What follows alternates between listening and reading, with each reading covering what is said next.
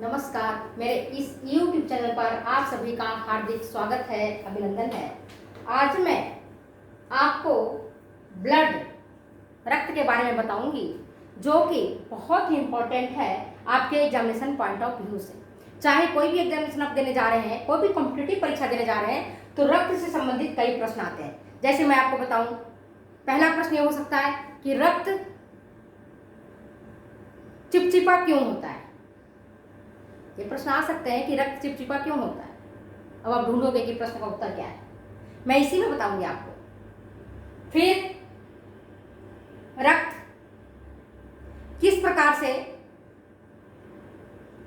जल को ऊतकों तक पहुंचाता है, क्या उसकी ऑस्मोटिक प्रेशर रहता है, पराशरण दबाव उसका कितना रहता है, और कई सारे ऐसे प्रश्न हैं जो आपको एग्जामिनेशंस में पूछे जाते हैं। ये भी पूछा जाता है रक्त वाहिनियों में रक्त का थक्का क्यों नहीं जम पाता है। रक्त वाहिनियों में रक्त का थक्का क्यों नहीं जम पाता है, क्या कारण है। बाहर जैसे थोड़ी सी कट जाती है तो रक्त का थक्का जम जाता है, लेकिन रक्त वाहिनियों के भीतर रक्त का थक्का क्यों नहीं जमता है। तो एक कई सारे प्रश्न हैं जो ब्लड से संबंधित आपको आते हैं। अच्छा, अब ये जो है ब्लड निर्माण की प्रक्रिया, इरिथ्रोसाइट्स किसको कहते हैं, ल्यूकोसाइट्स किसको कहते हैं, ल्यूकोसाइट्स निर्माण की प्रक्रिया क्या कहलाती है, इरिथ्रोसाइट्स निर्माण की प्रक्रिया क्या कहलाती है, थ्रोम्बोसाइट्स निर्माण की प्रक्रिया को क्या कहते हैं। बहुत सारे प्रश्न ऐसे हैं जो आपके रक्त से रिलेटेड आते हैं, रक्त से संबंधित आते हैं। तो आज मैं आपको रक्त के बारे में जानकारी दे रही हूँ। ब्लड क्या है। प्योर ब्लड होता है बिल्कुल रेड कलर का, चमकता हुआ लाल सुर्ख रंग का, और जो गंदा ब्लड है वो बैंगनी रंग का हो जाता है। कैसा हो जाता है, बैंगनी रंग का। और जो शुद्ध रक्त है वो होता है रेड कलर का, लाल रंग का, सुर्ख लाल रंग का। क्यों होता है, क्योंकि इसमें ऑक्सीजन और शुद्ध रक्त है, इसके कारण इसका रंग जो है सुर्ख लाल है। ये भी प्रश्न आ सकता है कि शुद्ध रक्त सुर्ख लाल क्यों होता है और जो अशुद्ध रक्त है बैंगनी रंग का क्यों होता है। क्यों होता है बैंगनी रंग का, क्योंकि उसमें बहुत सारे उत्सर्जित पदार्थ, कार्बन डाइऑक्साइड और कई सारे एक्सक्रीटरी मटेरियल जो हमारी बॉडी के लिए काम की नहीं है, वर्ज्य पदार्थ है, यूरिया है, यूरिक एसिड है, क्रिएटिनिन है, हमारे काम की नहीं है, वो सब रक्त में आकर के मिल जाता है और फिर रक्त का रंग को बैंगनी बना देता है। तो आपको ये दो चीजें समझ में आनी चाहिए। अब हम कुछ इंपॉर्टेंट चीजें आपको बता रही हूं, वो ये कि आप ये देखिए, रक्त जानने से पहले रक्त वाहिनियों को थोड़ी सी आप जाने तो सबसे पहले होता ऊपर से महाधमनी। क्या है, महाधमनी। ये महाधमनी जिसको हम अओर्टा बोलते हैं, यह महाधमनी आपके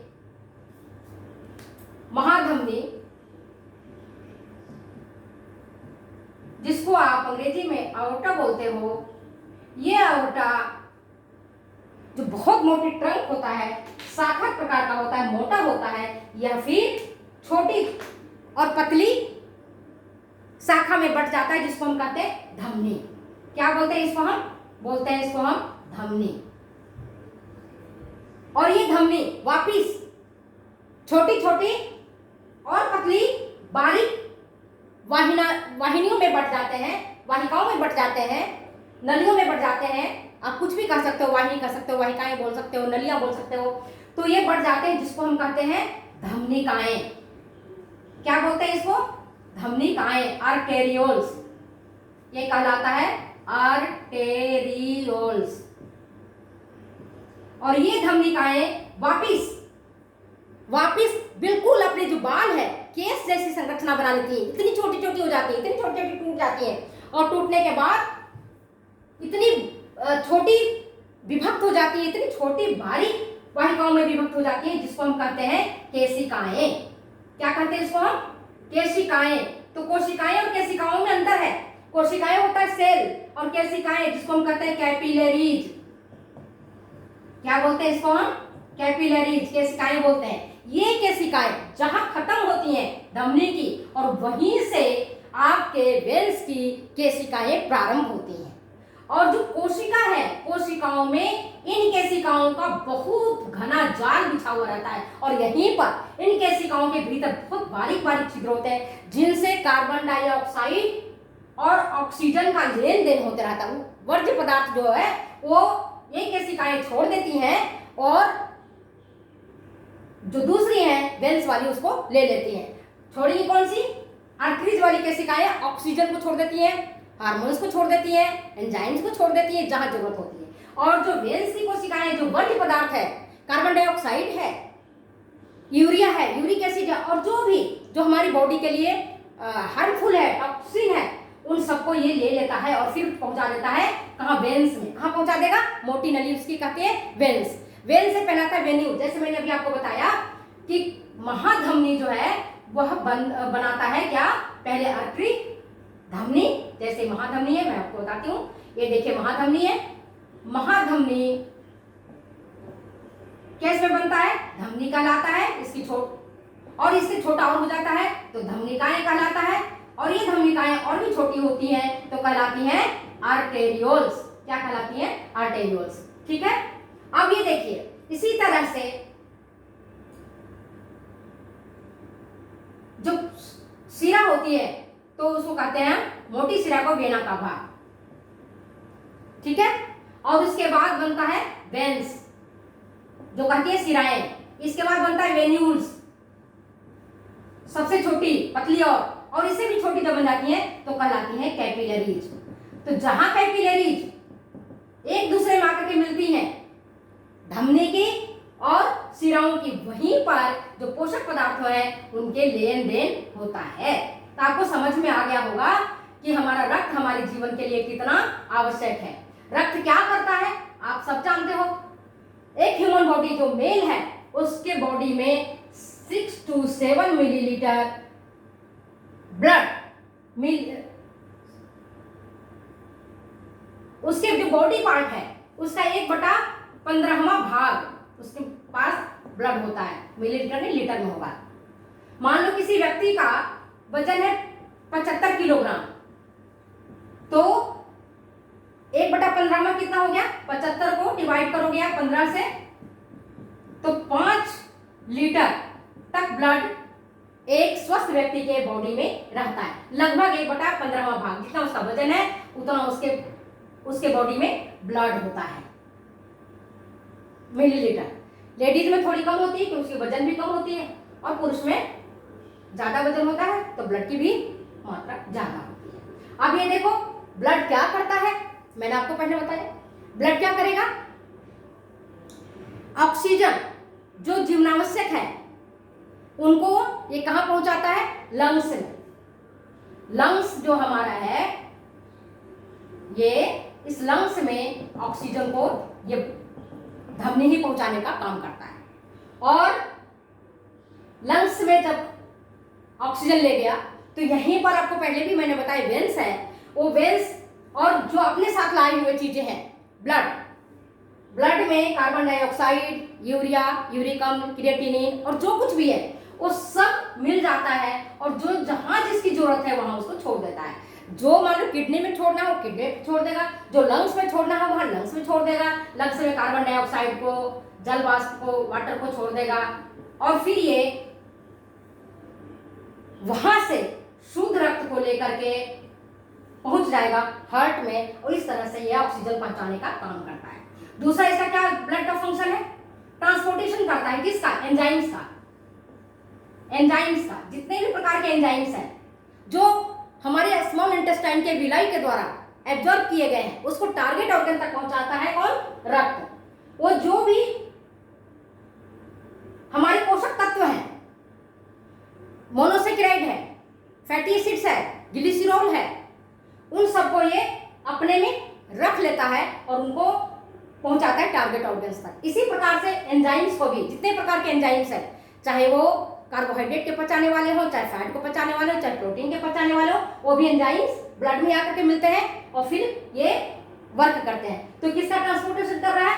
ये कर रहा है एंजाइम्स का, कर रहा है एंटीबॉडीज का, कर रहा है आपका न्यूट्रिएंट्स का, ऑक्सीजन का और जो वेस्ट मटेरियल है इन सबका ये ट्रांसपोर्टेशन करता है। इसके बाद ये हीट रेगुलेशन में भी मदद करता है। हीट रेगुलेशन, जब कभी भी जिस अंग में अगर तापक्रम ज्यादा होता है बॉडी का, तो वहां से ये ब्लड इसको अपने पास ले लेता है ताप को, और फिर ब्लड सर्कुलेशन के माध्यम से सभी अंगों में पहुंचाता है, तो सम ताप को मेंटेन करता है। इस प्रकार से ये जो जितने भी सॉफ्ट ऑर्गन्स हैं हमारे, जो हमारे नाजुक अंग है, जो हमारे जीवनावश्यक अंग है, जो वाइटल ऑर्गन्स हैं, उन सबको ये डैमेज होने से बचाता है। तो आपने देखा क्या काम किया इसने? ऑक्सीजन का संवहन किया, न्यूट्रिएंट्स का संवहन किया, जो भी न्यूट्रिएंट्स है, चाहे ग्लूकोज हो, अमीनो एसिड हो या और कुछ भी हो, उनका संवहन इसने किया। और फिर इसने ब्लड के माध्यम से क्या हुआ, जो भी आप दवाइयां लेते हो उनको भी ये अपने साथ एब्जॉर्ब कर लेता है और उनका भी संवहन करता है। इस प्रकार अगर आप ब्लड गाढ़ा हो जाता है, कई बार आप पानी नहीं पीते हो, तो उस समय कंपोजिशन इसकी गाढ़ा हो जाता है, तब पानी पीते हो जब इसका कंपोजिशन सही रहता है। ब्लड का एक मेंटेन रहना चाहिए वाटर बैलेंस, तो वाटर बैलेंस को भी मेंटेन करने में रक्त जो है सो मदद करता है। आपको पता चल जाता है, अगर जैसे मान लो कि पानी आपने कम पिया या हमने कम पानी पिया, व्रत है, तीज है, त्योहार, उस समय पानी नहीं पीते हैं कई बार, तो आप देखते हो कि यूरिन का जो फ्लो है, जितना यूरिन पास होना चाहिए उससे कम पास होता है। क्या कारण है? रक्त को जितनी जरूरत होता है वो रख लेगा और कम को ही वो पेशाब के माध्यम से बाहर निकलने देगा। और इसी तरह सर्दियों में अगर आप ज्यादा पानी पीते हो, जितनी अधिक मात्रा में हम पानी पीते हैं, तो जितनी इसकी जरूरत है ब्लड की उतना वो रख लेगा, शेष पानी को ये बाहर जो है पेशाब के माध्यम से या आपके पसीने के माध्यम से बाहर निकाल देता है। तो वाटर बैलेंस में भी ये काम करता है। दवाइयों का भी ये सर्कुलेशन करता है, जो टारगेट ऑर्गन्स है वहां तक पहुंचाने का काम करता है। तो सारी दवाइयां आकर के इसमें मिलती है। हार्मोन्स का संवहन करता है, जो भी हार्मोन्स हमारी बॉडी से निकलते हैं, चाहे थायरॉक्सिन हार्मोन हो और जो दूसरे हार्मोन है, उन सबको ये अपने साथ ले करके और फिर टारगेट ऑर्गन्स तक ये पहुंचाता है। अगर रक्त का संगठन आप देखोगे, रक्त का संगठन आप देखोगे तो देखोगे कि रक्त में पानी है और ठोस है। रक्त देखने में कैसा होता है? गाढ़ा, चिपचिपा, पानी जैसा रहता है ना? रक्त आप देखते हो तो कैसा रहता है? गाढ़ा रहता है।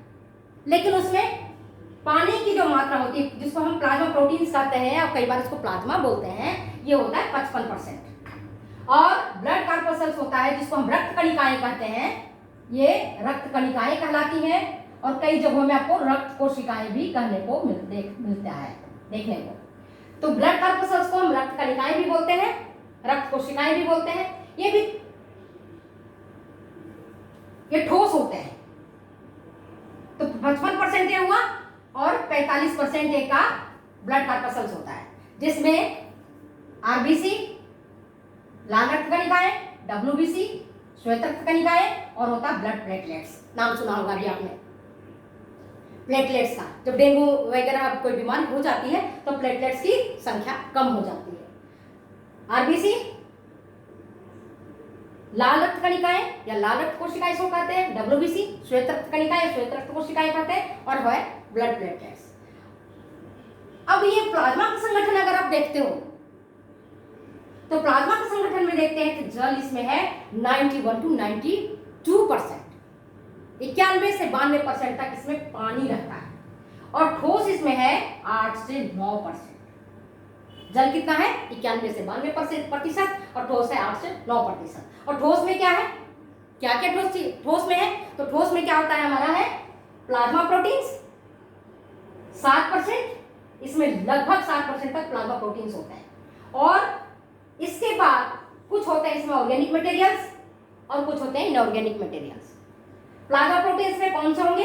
एल्बुमिन, फाइब्रिनोजेन, ग्लोब्यूलिन और ब्लड फैक्टर। ऑर्गेनिक मटेरियल्स में क्या होता है? नाइट्रोजन युक्त पदार्थ, जिसमें यूरिया, यूरिक एसिड, क्रिएटिनिन ये होते हैं। न्यूट्रिएंट्स, जो भी न्यूट्रिएंट्स है, मैंने आपको बताया, glucose, amino acid, fatty acids, glycerol, ये सब ऑर्गेनिक मटेरियल्स में होते हैं। एंजाइम्स, अभी मैंने पिछले वीडियो में कई बार बताया था, एंजाइम्स जैसे एमाइलेज है, सुक्रेज है, माल्टेज है, इंटरोपेप्टिडेज है, ये सब इसमें होते हैं। और एंटीबॉडीज इसमें होते हैं ब्लड में। एंटीबॉडीज और WBC ये दोनों मिलकर के एक्ट करते हैं, बाहरी जीवाणु विषाणुओं को मार करके भगा देते हैं। तो ऑर्गेनिक मटेरियल प्लाज्मा प्रोटीन में एंटीबॉडीज होता है जो कि हमें रोगों से सुरक्षा प्रदान करता है और हम स्वस्थ रहते हैं। जब कभी भी रोगाणु हमारे ऊपर आक्रमण करता है, चाहे वो कोई भी हो, मलेरिया का हो या डेंगू का हो या कोई सर्दी जुकाम का हो या कोरोना का वायरस हो, तो सबसे पहले हमारे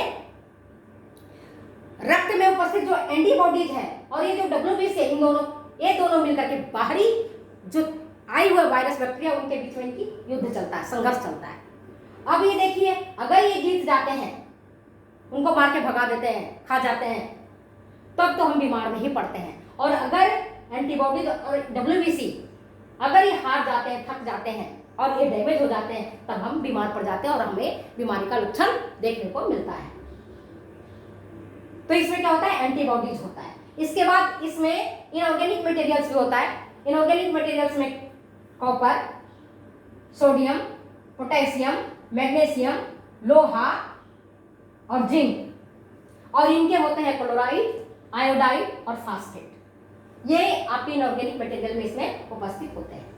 अब हम देखते हैं प्लाज्मा प्रोटीन जो 7% है इसमें, ये बहुत ही आवश्यक है हमारे ब्लड को फ्लो बनाए रखने के लिए, ब्लड कोगुलेशन के लिए। ब्लड की जो मैंने अभी पूछा था कि चिपचिपाहट किसके कारण होता है, तो ये एल्बुमिन, फाइब्रोनोजेन और ग्लोब्यूलिन ये जो उपस्थित रहते हैं, इसी के कारण हमारा ब्लड चिपचिपा रहता है। और जो अभी मैंने कहा कि नलिकाओं में क्यों नहीं रक्त का थक्का जमता है, तो सुनिए क्यों नहीं जमता है। क्योंकि फाइब्रिनोजेन इसमें जो उपस्थित रहता है वह अंतरावाहिनी जो है यहाँ पर, और उसमें जो भी थक्का होता है उसको ये पचा जाता है। अंतरावाहिनी थक्का को ये खा जाता है और खाने के बाद रक्त का जो फ्लो है बहुत अच्छे तरीके से होता है, माने निर्बाध रूप से होता है। कई बार आप सुने हो कि ब्लड क्लॉटिंग हो गया दिमाग में, ब्लड क्लॉटिंग हो गया आर्टरीज में, वेंस में। तो ब्लड क्लॉटिंग अगर हो जाता है, कहीं भी थक्का जम जाता है, तो व्यक्ति की जान जा सकती है, व्यक्ति मृत्यु के घाट में जा सकता है। इसी प्रकार से अगर थक्का न बने, कटने पर मान लो कोई व्यक्ति है, उसका एक्सीडेंट हो गया और दुर्घटनाग्रस्त होने से उनकी जो आर्टरीज है, वेंस की नलियां हैं कट गई हैं, तो ब्लड उसका फ्लो होते रहता है, अपने आप बाहर निकलते रहता है। लेकिन प्रकृति ने कुछ ऐसा नियम बनाया है, ऐसा बनाया है कि 4 से 8 मिनट में ऑटोमेटिक अगर कम कटा है तो ब्लड क्लॉटिंग की प्रक्रिया शुरू हो जाती है और वहां पर ब्लड का थक्का जम जाता है और फिर ये प्लेटलेट्स है जो क्षतिग्रस्त वाहिनियां हैं, चाहे वो आर्टरीज की हो चाहे वो वेंस की हो, उनको ये मरम्मत कर देती हैं और फिर मरम्मत होने के बाद फिर निर्बाध रूप से संवहन ब्लड का होने लगता है, ब्लड का सर्कुलेशन होने लगता है, परिवहन होने लगता है। तो आप ये देखें कि कई बार आप देखते हो कि जब ब्लड क्लॉटिंग होता है, ब्लड का थक्का जमता है, रक्त का थक्का जमता है, तो उस दौरान आप देखते हो कि थक्का जमने के बाद पानी जैसा द्रव निकलता है, पीले रंग का होता है, बिल्कुल पानी जैसा। वो जो पानी जैसा द्रव रहता है उसमें सेरोटोनिन, ब्लड प्लेटलेट्स के टूटने के दौरान सेरोटोनिन की उसमें ज्यादा मात्रा होती है, जिसको हम कहते हैं सीरम। थक्का जमने के बाद जो पानी निकलता है उसको हम कहते हैं सीरम कहते हैं। क्या कहते हैं? सीरम कहते हैं। इसमें सेरोटोनिन की मात्रा ज्यादा रहती है क्योंकि प्लेटलेट्स जब टूटता है तो सेरोटोनिन बनता है। तो आपको ये समझ में आ गया। और जो सीरम में क्या होता है, सीरम में फाइब्रिनोजन नहीं होगा, ब्लड फैक्टर सेकेंड नहीं होगा, फिफ्थ नहीं होगा, सेवेंथ नहीं होगा, बिल्कुल पानी जैसा होगा। तो जब ये सेकेंड, फिफ्थ और सेवेंथ नहीं रहता है तब ये, और फाइब्रिनोजन नहीं रहेगा तब ये कहलाएगा, और पानी जैसा केवल रहेगा थक्का बनने के बाद, तब वो कहलाएगा सीरम। क्या कहलाता है? सीरम। तो आपके प्रश्न आ सकते हैं कि सीरम किसको कहते हैं और सीरम में किसकी अनुपस्थिति होती है, कौन सा चीज सीरम में उपस्थित नहीं रहता है। प्रश्न यह आ सकता है कि रक्त नलिकाओं में रक्त क्यों नहीं जमता है, रक्त का प्रवाह किस प्रकार से बना रहता है। प्रश्न ये भी आ सकता है कि अगर रक्त की नलिकाएं, चाहे वो आर्टरीज हो चाहे वो वेन्स हो, अगर वो कट जाती हैं, डैमेज हो जाती हैं, तो उनका रिपेयर स्वतः कैसे होता है। कई बार आप ये भी प्रश्न आ सकता है कि कई बार आपको चोट लग जाती है और चोट लगने के बाद आप देखते हैं कि वहां पर जहां पर चोट लगता है वहां पर नीले या ब्राउन कलर के इस तरह के दाग बन जाते हैं। आप अक्सर देखोगे जो चोट लग जाता है जांघों में खासकर दिखाई पड़ता है, बाहों में दिखाई पड़ता है, जहां पर आपके वेन्स ऊपरी सतह पर रहता है वहां पर नीले रंग का या काले रंग का दाग बन जाता है, जम जाता है। वहां पर क्यों होता है ऐसा, और वो रिपेयर फिर किस प्रकार से ऑटोमेटिक होता है, ये प्रश्न भी आपके आ सकते हैं। अब ये देखिए प्लाज्मा प्रोटीन्स क्या काम करता है। अभी अपन ने देखा कि ब्लड क्या काम करता है, ब्लड ट्रांसपोर्टेशन का काम कर रहा है, ऑक्सीजन का संवर्धन का काम कर रहा है, अम्ल और क्षार को बैलेंस कर रहा है। अम्ल और क्षार का अगर ज्यादा एसिडोसिस होगा, मान लो रक्त में एसिड की मात्रा ज्यादा हो गई तो एसिडोसिस हो जाएगा, व्यक्ति मूर्छित हो जाएगा, गिर जाएगा, बेहोश हो जाएगा। अगर रक्त में अल्कलाइन की मात्रा ज्यादा होगी, क्षार की मात्रा ज्यादा होगी, तो ब्लड अल्कलाइन हो जाएगा और वो भी ब्लड के लिए नुकसानदायक है। तो ये क्या करता है, अम्ल क्षार का भी संतुलन करता है, अम्ल और क्षार का भी संतुलन करता है। फिर ये बफर का भी काम करता है। बफर इसी को कहते हैं, सब पीएच मेंटेन रखता है। जैसे पीएच ऊपर होगा नीचे होगा तो ये जो है प्लाज्मा प्रोटीन इसको मेंटेन करके रखता है। और ग्लोब्यूलिन में कई प्रकार के ग्लोब्यूलिन होते हैं, अल्फा 1, अल्फा 2, बीटा 1, बीटा 2 और गामा ग्लोब्यूलिन।